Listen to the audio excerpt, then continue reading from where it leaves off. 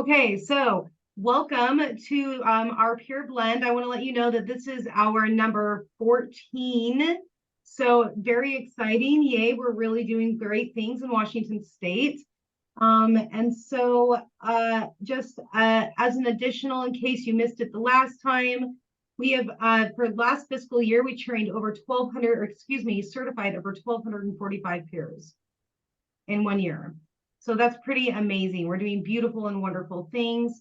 And we're just going to keep that roll going. And everybody in this room has something to do with that one way, in one direction or another. So thank you all for your participation in that. And so, and don't forget next month as well, Thomas Jackson is going to be talking to us about the amazing Washington Peer Network and how it can serve you and serve the peers on your teams.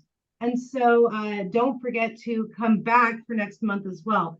And just a heads up, when you click the button to register, if you've already come to this one, you're registered for all of them because we've made it a series and we want to make it as easy as possible for you to show up. Okay. So if you click and it said, it took me directly to the meeting and won't let me register, that's because we got your back. You're already registered. So Annie, I see your beautiful face. Hi. Okay, so aside from that, without further ado, I'm going to hand it off to our wonderful presenter and be quiet. Thanks a lot. Take it away. No, you're a fantastic presenter too, Amanda. I could listen to you talk all day. But thank you everybody for joining and being present in the space and having me in this space. My name is Mary Jo Manowis. I use she, her pronouns. I work with the Health Care Apprenticeship Consortium, or the Training Fund, and we're going to be talking today about peer apprenticeships. So if you were at the Fantastic Peer Pathways conference about 2 or so weeks ago, we were there tabling, and I was able to meet a lot of you lovely folk. But we were able to just lightly perhaps talk and glaze over the peer apprenticeship program. But today I would love to go into more details, answer any questions, and if share any contact information if it feels relevant for your agency to participate, or if you have further interest in even getting involved as an apprentice yourself, or recommending any other individuals who could be a great apprentice. I am your go-to gal for fielding all of those requests. Amanda, I just want to check how much time do I have, just so I'm not eating up anything else. No problem. We go until 10 o'clock technically. So you have an hour, give or take. I would love to know if you would like to answer questions while you're going through, if you want to table until the end, if you would like me to go through the chat box and just say, hey, there's a question about this, or if you would like to do that yourself. Yeah. Thank you for offering that. I would love for folks, if they had questions, to ask them in the moment. This is kind of a dense presentation. So even if you save it till the end, we might not answer it. So feel free to vocally, take yourself off mic and let me know if you have a question, or in the chat, if you want to ask a question there. Amanda, could you pause me and then ask as well? That would be fantastic. Thank you. Sure. All righty. Let me get started.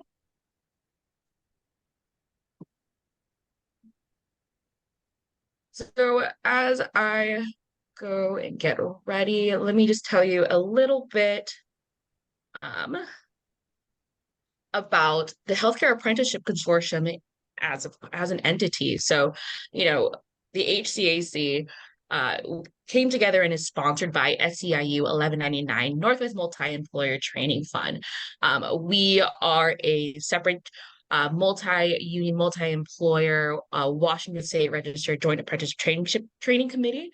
And so we are able to provide apprenticeship programs with oversight from our board members that are composed of actual practitioners and any healthcare entities. We have a fantastic labor and management partnership that allows us to truly see both sides of the aisle and come together and build out programs and training programs that allow the healthcare industry to, one, build a more better trained, better supported workforce, but also provide them a very clear and accessible pathway for career success and progression. Because we know, and the work that you all do is so meaningful. I know you love it more than just a job. It would be fantastic if the next generations of professional peer counselors feel they have even more support or have access to more opportunities to develop and grow their skills. And so that's a little bit about us. As we go through,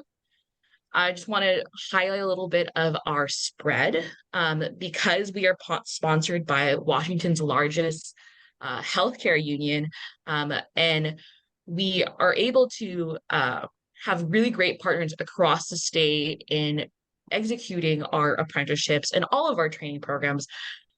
These are just all of our paid partners from the union that contribute, that allow us to function as an education trust and to, work and deliver all these programs. But just to emphasize again, all of our programs are available to any agency or entity within Washington State. This just goes to show you that, as a education trust, we've been around for almost 15 years, and this is the amount of spread we've been able to do that. 6 years ago, we were able to start actually developing and distributing training programs. Before, we were just a benefits administrator for the healthcare, larger paid-in healthcare entities. But now we've really imagined our vision to really focus more on supporting and developing innovative training, education, and career development for all healthcare workers that maximizes their talents, proactively meets industry needs, ensures high-quality patient care through a diverse and skilled healthcare workforce. Now, that's like a really nice and tidy little snippet, but truly at the heart of our mission is kind of our values about really wanting to make sure that we are seeing the populations that we are supporting and not only thinking of them as clients, but thinking about how we can use education programs to empower them, how we can make sure that they feel that it is meeting their needs, whether it be culturally competent training, whether it be more direct support in training, whether it be funds and resources to enable success. We are all about trying to make sure we can innovate to develop programs that meet everybody's needs. And so, again, just to emphasize, although we are sponsored by a union, you do not need to be part of that union to be part of an apprenticeship program. You do not have to be a large healthcare entity to participate in apprenticeship programs. Truly, they're designed to make sure we can support any healthcare or behavioral health agency in any corner of Washington State. And so, Rachel, that is our spread. Is that the second slide down? Yes. Oh, we can't see the second slide down. You can't see something? We only see the first slide on your screen. We don't see the second one. If you had switched. Oh. Let me try resharing again. Oh, thank you for letting me know. No problem. Thanks to Naomi for pointing that out too. On top of it, thank you. New slide. Perfect. Yeah, fantastic. Alrighty, and please let me know if there's any information that's being blocked too. Can happily manipulate what's on my screen to make sure everybody can see what's going on. All right. And so with the Training Fund and the Healthcare Apprenticeship Consortium, again, we are statewide multi-occupation registered healthcare apprenticeships. We run currently 6 different programs, but today we're mostly focusing on our peer apprenticeship program and maybe dabbling a little bit in our substance use disorder professional program.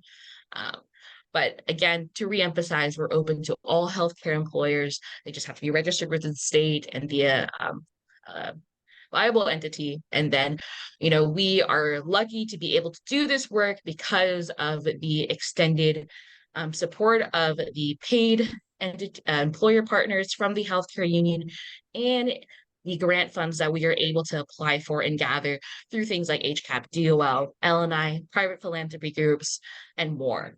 So, we're lucky to be in this position to have such spread and such organizational backup, but we want to make sure that these resources are being distributed across Washington State, tackling where we're needed. And so that's why we say we're sponsored and administered by the training fund, but the Health Care Apprenticeship Consortium is the one who actually rolls out these programs. So going into the nitty-gritty of what apprenticeship is, I would love to draw your attention to the orange column of behavioral health. So we have 3 BHA programs. They are our BHT program, our peer counselor program, and our substance use disorder professional program. With these apprenticeships, they all typically range from a year or at the most 2 years with SUDP.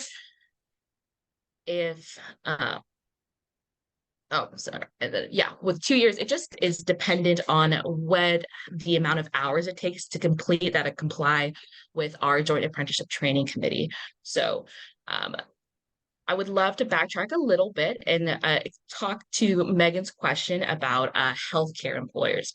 So when we say healthcare employers, it just means anyone who is meeting any behavioral health or medical need. It is a wide umbrella term for all of that you do to address a holistic health approach. So it doesn't mean that you have to be medically based or maybe you have to have any outpatient or inpatient first aid or anything like urgent care. It's nothing like that. It is all just about specifically for behavioral health because it's new and emerging.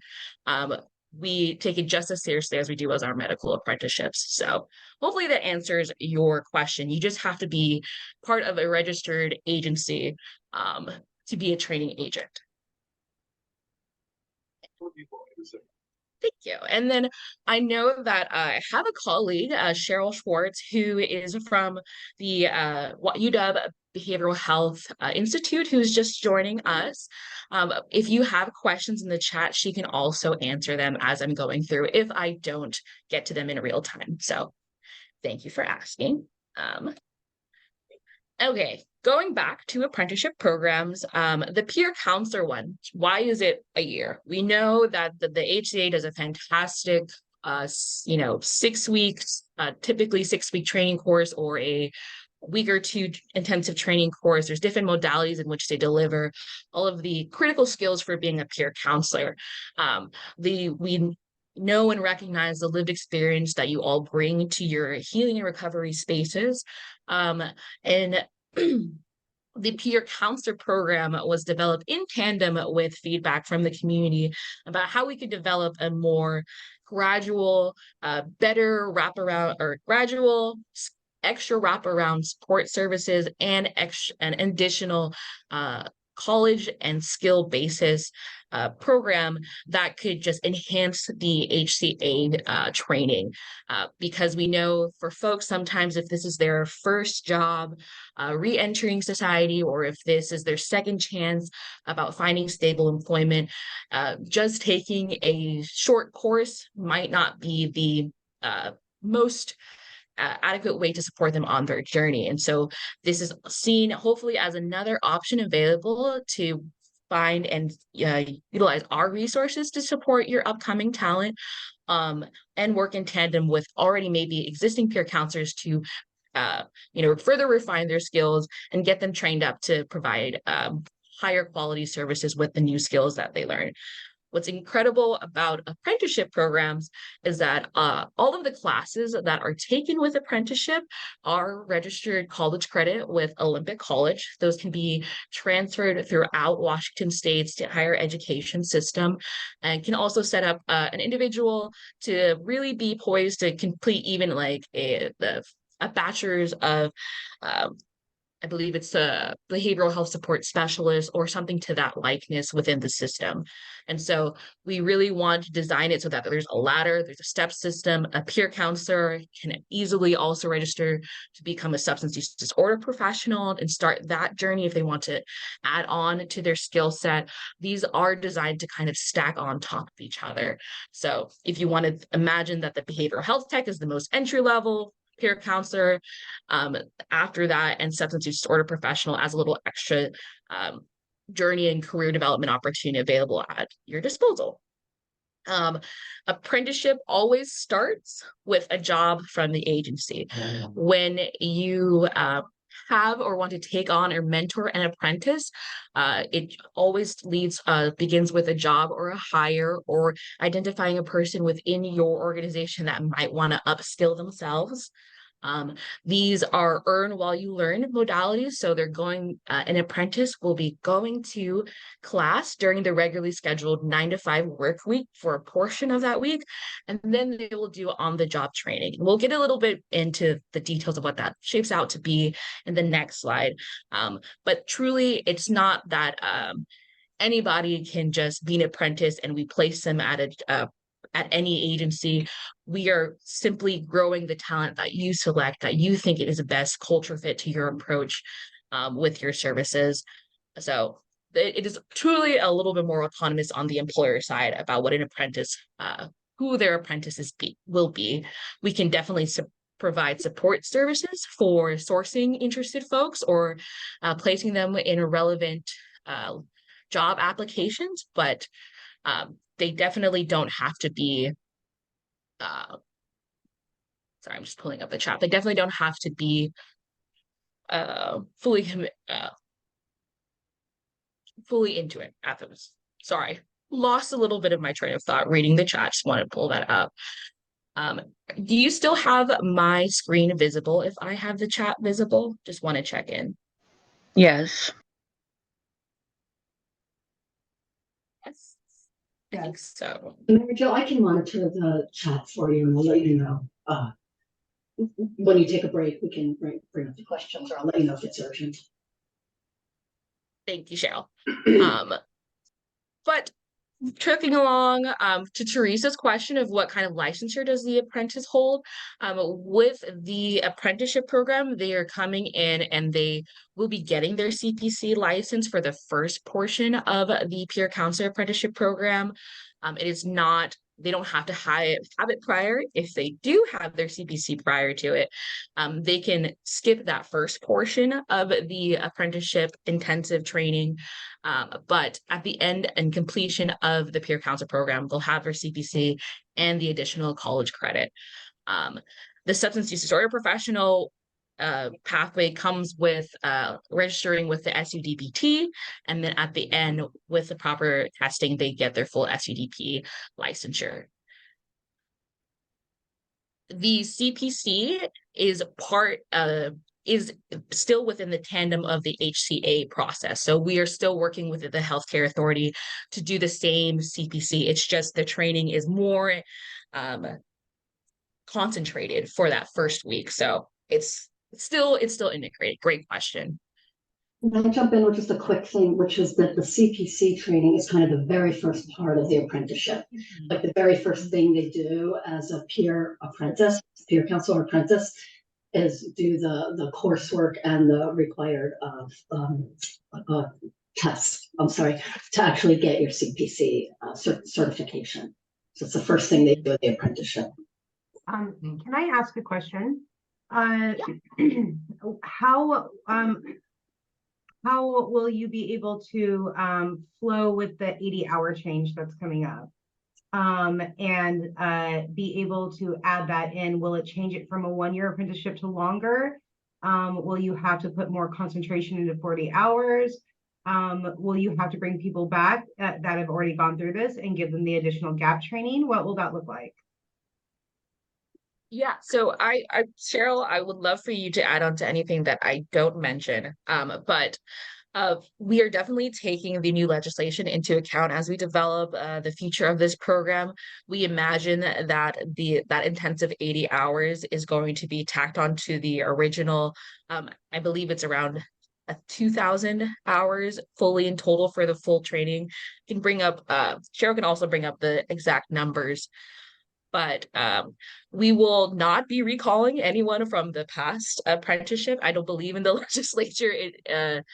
It says that it is required for that to happen, but if it is notified otherwise, we will adapt. But we don't imagine calling back our existing apprentices to finish up the further certification, as their things would have still be valid by the time it passes. Cheryl, was there any other portion that I missed from that? The two main things I would say, or maybe three main things, the big main umbrella is TBD. Like there's so much still unknown about how all the elements of 5555 are actually going to be implemented. So of course, we'll comply with all of the implementation requirements. That's the first thing. The second thing is, I don't think it's going to change. I don't think 40 additional hours of classroom changing is going to make this longer than a 1-year apprenticeship. I think it's very likely it'll still be a 1-year apprenticeship. We can fit those additional training hours into the 1 year. And then the third thing is about being called back. Whatever I just recently learned we're not supposed to say grandfather. That has a racist past, but I haven't replaced it with another word. So I need to learn another word. But whatever the laws are statewide in terms of being grandfathered in, if you're already a certified peer counselor, will apply to the apprenticeship as well. So I'm not sure how that's going to apply, how that's going to play out statewide. But if people who are already CPCs need to get some additional training, that'll be also true for people who have been trained through the apprenticeship program. The same laws and rules and regulations and processes and protocols will apply. Thank you. Perfect. I knew it was going to be a burning question anyway, so I may as well get it out of the way. Yeah, we've been wondering all this too. We're like, okay, but until like all the rules are ironed out at the state level, we can't integrate them. But they will be soon, and we will integrate them to the program. Absolutely. Mm-hmm. Fantastic. Thank you. And we'll look into the after this slide, after we talk about a little bit about the model of how we deliver our programs, we'll go into the deeper details about what classes they'll be taking and the hours required to finish. So you can kind of imagine where those extra 40 hours will fit into that process. So when also another critically important part of apprenticeship is mentorship. An apprentice, when they are, they have a job and they are identified, they also have a required mentor who is going to oversee and approve their development in the necessary skills to be a peer counselor. So we, in partnership with the peer counselor community, built a long list of competencies that were approved by our joint apprenticeship training committee and the collegiate partners that we have, to make sure that we tackle the most necessary skills and classes relevant to your trade. And so the mentor can mentor up to 2 apprentices. They can be a peer counselor themselves. That's perhaps the most ideal, but a substance use disorder professional can also mentor a peer. A licensed mental health counselor can mentor a peer counselor. It's just someone with counseling experience that checks off all of the same competencies that they've practiced, is allowed that supervisory over mentorship kind of role. So mentors are also encouraged to participate in a training to make sure that they themselves are understand everything that's going on with apprenticeship, get some adult learning competencies, or go through a national workshop on mentorship training about how to provide productive and constructive feedback. It's things that it's free, that we also organize. So it's for the mentors and the apprentices. Again, we want to emphasize there's no cost to participating in this program to them at this point. An employer, the only cost they have to be responsible for in our current state of the participation is just being able to pay that apprentice their hourly wage or their salary. That's truly it. You're treating it as a new hire or a new team member, or if it's an existing peer counselor who wants to just be upskilled, they are just still going to be paying they will be paid to learn with their hourly salary from the employer. And we do have some employer incentives that help cushion that blow for early onboard participants, and we can talk briefly about that later, but we truly want to design it so there is a system of support for the apprentice, a culture of learning, and that people feel adequately prepared to enter that realm. I'm just looking to the chat right now to see Terrence's questions. If someone started their journey in either of the fields and have programs for it, is there potential for an accelerated program for them? Absolutely. So if you have a partial college credits from a previous, bachelor's or associates or even a master's, we've done this process with, say, for example, you already have, a lot of the core counseling competencies or classes already taken and under your belt. All we need is proof of like your transcript, perhaps a syllabus is the most strongest kind of case for doing credit transfer as well. So with the syllabus and the your transcripts, we can put that forth between in front of our Joint Apprenticeship Training Committee, and they will approve credit transfers. So people have been able to expedite almost half of the classwork and just start working on building up their hours to get the full, complete apprenticeship experience. And then what is the incentive for the employer? Oliver, I will get to that in a little bit, but I can just keep chugging along as we'll just go from the details of how apprenticeship is rolled out, and then we'll talk about our what we're seeing as the benefits of participating. So just put a pin in that for now. And again, emphasizing these apprentices can be anywhere in Washington. Employers can come from anywhere in Washington. They simply just have to work out in tandem the Wi-Fi or technology needs necessary to participate. And we provide a lot of those support services as well.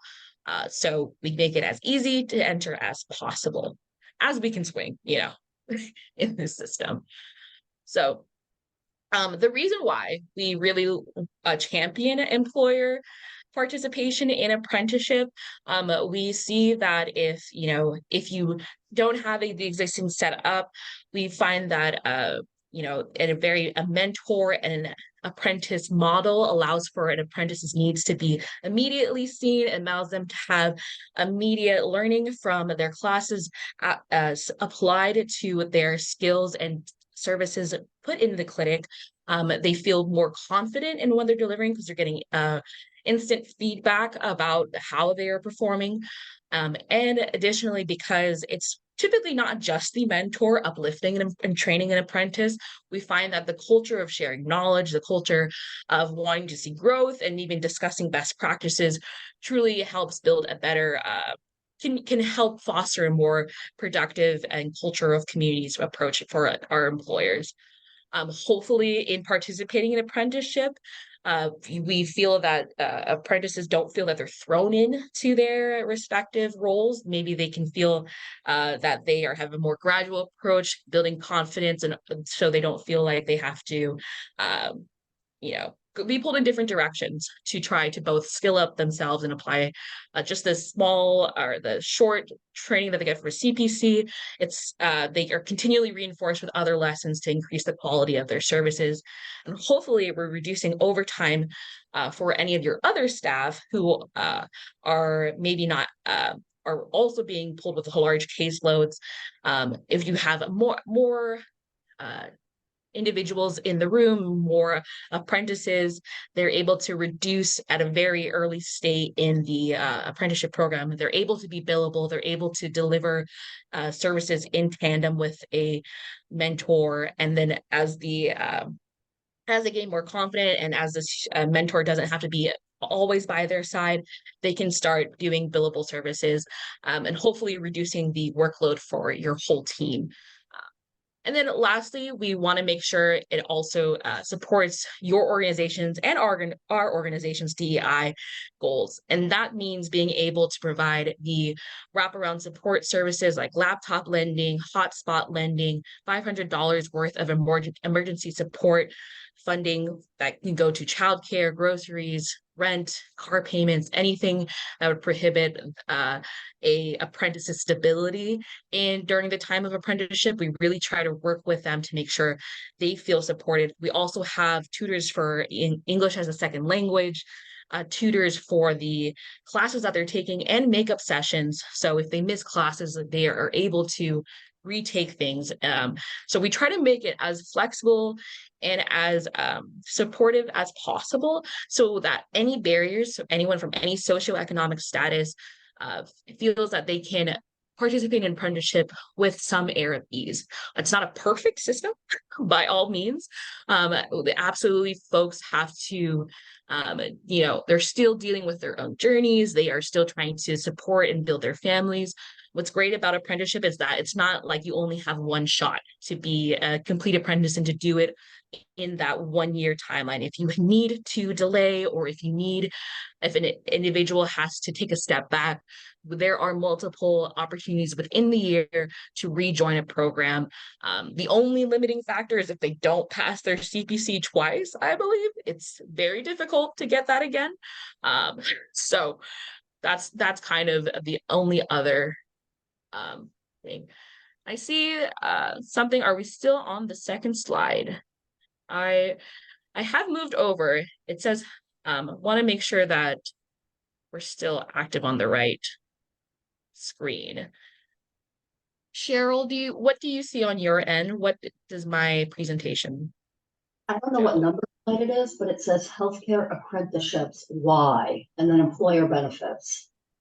Okay, so this is current. Hopefully, Jessa, I hope something is Slide 6. still being James says it's slide 6. So I wonder if someone, is there anyone who's not seeing one that has a little like a bar chart graph on it with an arrow? I'm seeing healthcare apprenticeships, Y, employer benefits, ROI, overtime, employee loyalty. That's That's the one. Okay. Can I ask a question really fast? So when we're talking, this is a wonderful program. It's fantastic. I have a question about how, from like our end of things, how do you get your peers? So like, how does that happen? Like, we know how other training organizations get their peers. They get them from us. So how do you get peers? What does that look like? Yeah. So, truly we work in tandem with a training agent or the employer when they say that they want an apprentice.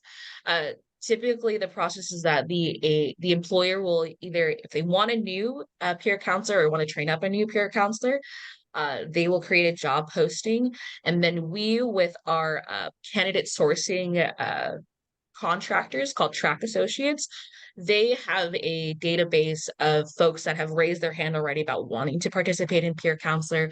We will try to match location and any of the job requirements that an employer stipulates to the candidates that we put forth for an employer. It's not, again, it's for some folks who are in more rural corners that could be more challenging. Of course. We try to tap into any local like organizations or community-based organizations that could help us. But truly, we just try to elevate the employer's existing outreach. I do want to say that we have a really strong candidate pool for the greater like Puget Sound I-5 corridor and the Wenatchee Tri-Cities area, and we are growing in Spokane as far as candidates who have raised their hand about wanting to find placement. And Vancouver, Washington. But if you're not in those areas, we're working on it. We're working on it. What I mean though, is to pull it back a little bit more. What for the peer training itself, what is the process? What does that look like? Do you reach out to the peer team at Healthcare Authority and say, hey, we need 25 peers. What can you who want to work, blah, blah, blah. Or what do they apply to you and you send them to us? What does that look like? I can answer that. Yeah. Yes, please, Stephanie. Stephanie Lane. Hi. Thank you. Great question, Amanda. The gift of the training fund program, apprentice program, is that they put the individuals who are identified to be in the apprenticeship into the CPC class. And then because it's usually less than 10 people, they talk to Mary Chambers and the peer program at the Health Care Authority, and they say, hey, you know what? We have all these free spots. Does anybody want to take it? And what's so cool is that the people that are going into the apprenticeship get to get trained with other people who've been on the waiting list for a while. And then it kind of spreads the good news about the apprenticeship as well, because a lot of people really don't know about it yet. So they bring people into the program, and then those people have priority in the CPC training. And then any seats that are left over are open to anybody who wants. And the trainers are usually like Ryan and Lauren. Like it's really fun. Thank you, Stephanie. That was a wonderful answer. That was perfect. That's exactly that was exactly what I was wondering. Thank you. And thank you, Mauricio, for the background too. I appreciate that. Fantastic. And thank you, Cheryl, for answering questions in the chat as well. If there's more questions, feel free to raise them. Or if you feel like you haven't gotten the full answer or have continued questions, again, like Amanda, feel free to come off mute and we can answer in real time. Yeah, actually, speaking of answers, we do have fun employer partners already in the space who can testify about how apprenticeship works for them, and if they've seen any, we are still growing. It's not a perfect system, but we want to make sure we hear all of your input in terms of bettering what we have. Mary Jo, speaking of what you just said about the questions, there's one question I'm not sure we answered. Lavender, did you get your question answered, or do you want to pose it? Lavender asked if someone's getting their CPC as part of their employment as a peer specialist, can their employment count toward their apprenticeship? What question are you referring to, Cheryl? I think, Lavender Martin's 9:31 a.m.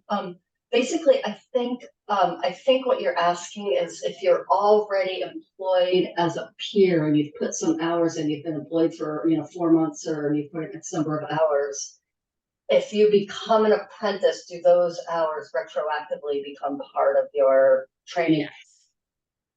That's a great question. Yeah. So in tandem with, if you already have been practicing as a CPC, or if you already have the CPC as part of your employment, if you're working as a peer counselor, but maybe you really like the idea of getting the additional college credits to bolster up your academic portfolio, or you want to stack onto the credits for our other apprenticeship programs, if you have been doing practice counseling hours, we can do up to 1,000 hours credited to the 2,000 hours for our apprenticeship program for peer counselor, and then SUDP is up to 2,000. It just has to be very in line. It's not as flexible as, I believe, the credit classroom. Like, it has to be very distinct. Like, you are doing the exact group counseling sessions, individual counseling delivery. No, it has. I will say I would love to connect that connection or that question to our actual our implementation specialist or one of our technical administrators who has eyes on this process, who could probably paint a better picture. So I will keep that in mind, and hopefully by the end of this presentation, if there's any lingering unanswered questions, I can follow up with an email answering things from our team that have more informed responses. So great question. Great question. Moving forward, let's see.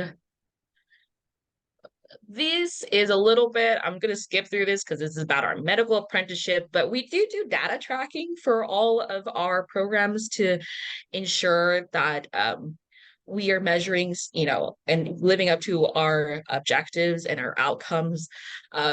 We have seen really confidently with our medical assistance programs that have been running a bit longer, around 6 years instead of the 2 years for our behavioral health ones, that there is truly better retainment and better quality of support culture with the apprenticeship program, and that it saves a lot of employers money for hiring new folks because they are more committed to the roles. I will also add that an apprentice, when they do join our program with their partnered agency, there is a 2-year commitment to stay employed with them because you've invested in their training. But we've never found anyone who has had an issue with that commitment. Only if, say, for example, an apprentice is not meeting your standards of quality or care, or if something inevitably disrupts their rhythms of life and they are unable to continue. Ultimately, the employer has the final call of whether an apprentice will continue or not. So if they are being maybe deviant to your expectations, you have the full autonomy to, fire or transition out that person or reposition that person. We always recommend support first, or trying to we work together with an employer and an apprentice to come up with a support plan to get them onboarded back to your expectations. And if they still don't meet it, that's on them. It may be another time. But ultimately, it is truly, it's like employment for you all. It's please treat an apprentice within the same standards as you would anybody else, with knowing that they are growing into it. So how apprenticeship is delivered, it's delivered in 2 parts. We have our on-the-job learning portion, which is the hours that they're accruing, the competencies that they're checking off that are in line with the HCA and the peer counselor role. And then that is overseen by their mentor and approved through an app called WorkHands to say, this individual has done 40 hours completed of intake. And they'll check that off, and that's how they are monitoring their progress through the on-the-job learning section of apprenticeship. Now, the related supplemental instruction, that's just our college classes that are attached to the live classroom time. So again, we have instructors from the HCA that we partner with to deliver our classroom sessions. It can be multiple instructors or a single instructor, but ultimately we vet these folks and compensate these folks in order to make sure that we are trying to provide quality instruction to our students. They are all online for the peer counselor and SUDP programs, so you don't have to go in person at all. We do recommend for employers to have their apprentices do their classroom and work time on office site if possible, just so you know that they're in class. And also, if you can provide support to them, it also provides maybe another space for them to, again, treat it as seriously as work as their classroom time, because sometimes if they are at home, they can be distracted by their life. But if anything, it is truly the employer's final call about where they want their students, their apprentices to do their classwork. The in-person labs portion, as applicable, is only available for our or only required for our behavioral health technician apprenticeship, where it has an attached nursing assistant certification with that specific pathway. But that, again, not required for the peer or the SUDP. So fantastic question, Betty. If with the apprentice, and there is autonomy for an employer to, truly decide the quality of the apprentice, if an apprentice does not feel supported, if they feel like, and this has happened where an employer maybe doesn't understand the burdens of being an apprentice, that they don't understand that they are in class and they shouldn't be doing services while they're in class, or if there is perhaps a work culture fit that isn't conducive to supporting the apprentice, an apprentice can take a step back. They can escalate those concerns to our resources team. We can try to first provide a mitigating space to talk with the employer to improve how they're delivering their apprenticeship. And if that truly sees no progress, an apprentice can withdraw from the site and quit their job with an employer. And we can just have them in the reserves within our candidate sourcing pool to try to place them with another participating apprenticeship employer. So if that is not if an apprentice does not, as long as they finish their CPC, they are still able to practice as a peer counselor. They can join a new employer and talk to them about wanting to onboard them as a partner training agent to have the apprenticeship program there. That would then be the process.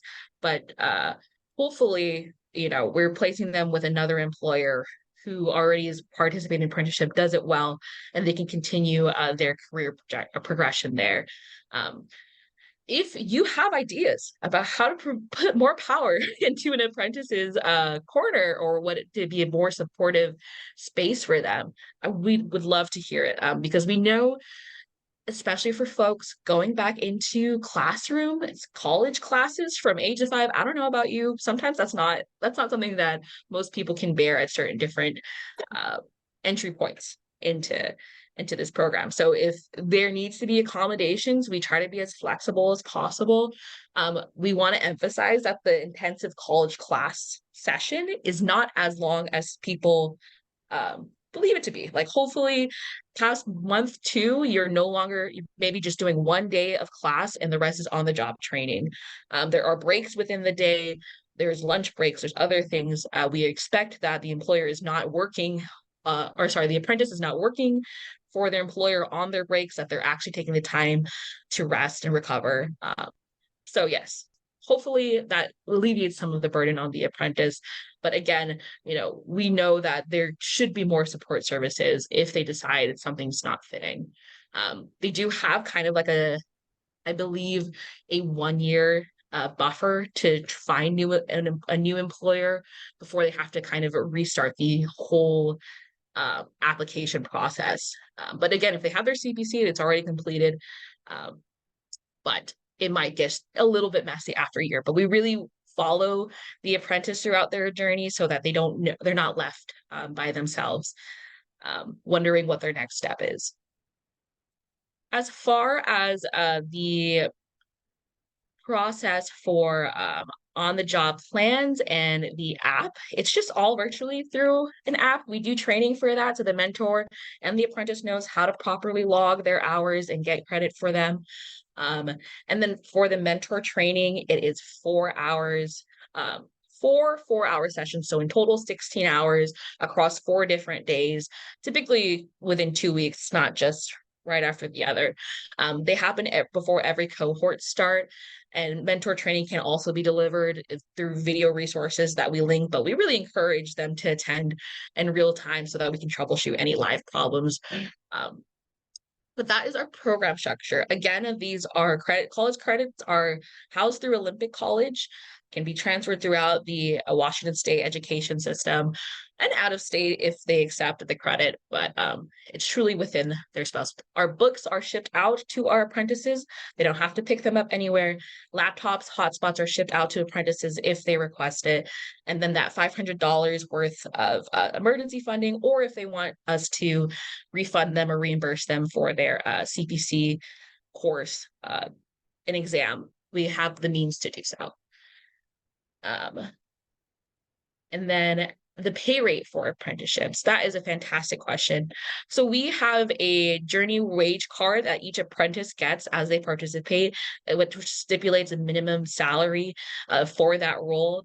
I believe it is around $21, but I need to check. I have it in another file somewhere. But we find that most employers meet our standards for pay rate. And as they complete their hours, we expect their pay rate to grow. An employer has to agree to the step wage ladder that we present to them when they're onboarded, and typically that's not a huge barrier. It is only a barrier for those that are perhaps in the more rural areas, that maybe their minimum wage isn't as high as it is in the more urban areas. But we do provide employer incentives to ensure that they are paying, at least for early partners, that they are paying both the mentors and apprentices appropriately for their participation. Great question.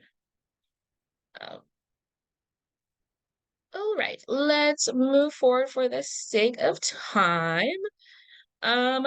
This is just a little bit of it's not coming soon now. It's delivered. It's out in full focus. This is our third. We're just about to launch our third peer counselor cohort in October 24th. So again, we designed these because we heard that there was such a huge workforce development gap.